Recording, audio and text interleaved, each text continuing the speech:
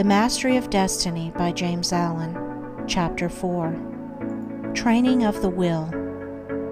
Without strength of mind, nothing worthy of accomplishment can be done, and the cultivation of that steadfastness and stability of character, which is commonly called willpower, is one of the foremost duties of man, for its possession is essentially necessary both to his temporal and eternal well-being.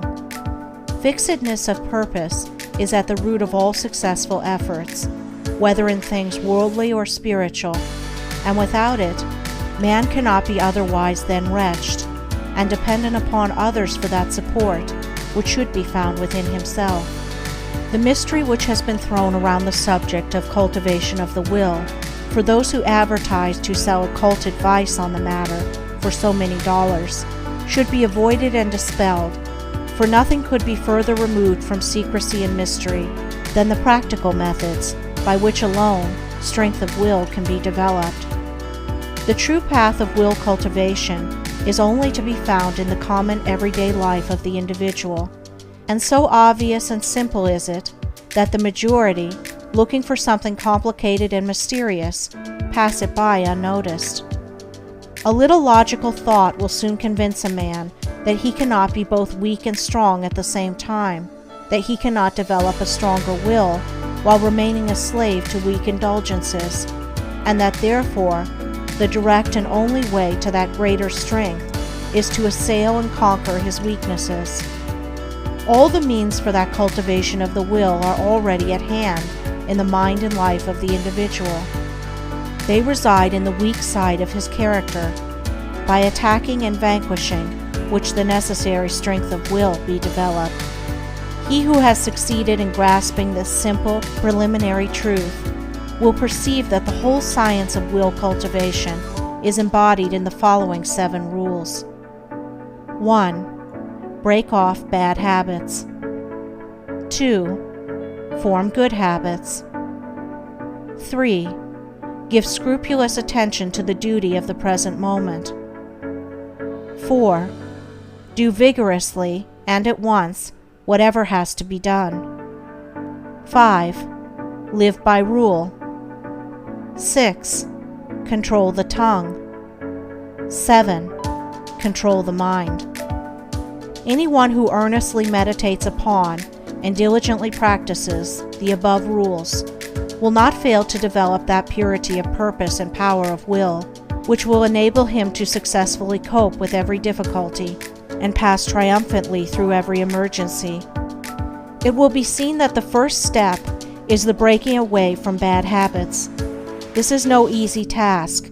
It demands the putting forth of great efforts, or a succession of efforts, and it is by such efforts that the will can alone be invigorated and fortified. If one refuses to take the first step, he cannot increase in willpower, for by submitting to a bad habit, because of the immediate pleasure which it affords, one forfeits the right to rule over himself, and is so far a weak slave. He who thus avoids self-discipline, and looks about for some occult secrets for gaining willpower at the expenditure of little or no effort on his part, is deluding himself, and is weakening the willpower which he already possesses. The increased strength of will, which is gained by success in overcoming bad habits, enables one to initiate good habits. For while the conquering of a bad habit requires merely strength of purpose, the forming of a new one necessitates the intelligent direction of purpose. To do this, a man must be mentally active and energetic, and must keep a constant watch upon himself. As a man succeeds in perfecting himself in the second rule, it will not be very difficult for him to observe the third, that of giving scrupulous attention to the duty of the present moment. Thoroughness is a step in the development of the will which cannot be passed over. Slipshod work is an indication of weakness. Perfection should be aimed at, even in the smallest task, by not dividing the mind, but giving the whole attention to each separate task as it presents itself. Singleness of purpose and intense concentration of mind are gradually gained. 2 mental powers, which give weight and worth of character, and bring repose and joy to their possessor. The fourth rule, that of doing vigorously and at once whatever has to be done, is equally important. Idleness and a strong will cannot go together, and procrastination is a total barrier to the acquisition of purposeful action. Nothing should be put off until another time, not even for a few minutes. That which ought to be done now should be done now. This seems a little thing, but it is of far-reaching importance. It leads to strength, success, and peace. The man who is to manifest a cultivated will must also live by certain fixed rules. He must not blindly gratify his passions and impulses, but must school them to obedience. He should live according to principle and not according to passion. He should decide what he will eat and drink and wear, and what he will not eat and drink and wear, how many meals per day he will have, and at what times he will have them, at what time he will go to bed, and at what time he will get up. He should make rules for the right government of his conduct in every department of his life, and should religiously adhere to them.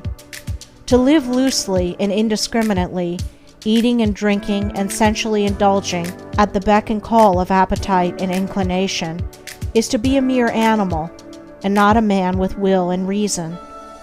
The beast in man must be scourged and disciplined and brought into subjugation, and this can only be done by training the mind and life on certain fixed rules of right conduct.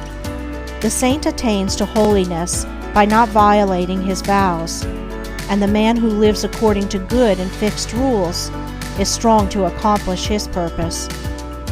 The sixth rule, that of controlling the tongue, must be practiced until one has perfect command of his speech, so that he utters nothing in peevishness, anger, irritability, or with evil intent. The man of strong will does not allow his tongue to run thoughtlessly and without check. All these 6 rules, if faithfully practiced, will lead up to the 7th, which is the most important of them all, namely, rightly controlling the mind. Self-control is the most essential thing in life, yet least understood, but he who patiently practices the rules herein laid down, bringing them into requisition in all his ways and undertakings, will learn, by his own experience and efforts, how to control and train his mind, and to earn thereby the supreme crown of manhood, the crown of a perfectly poised will. End of Chapter 4. Recording by Andrea Fiore.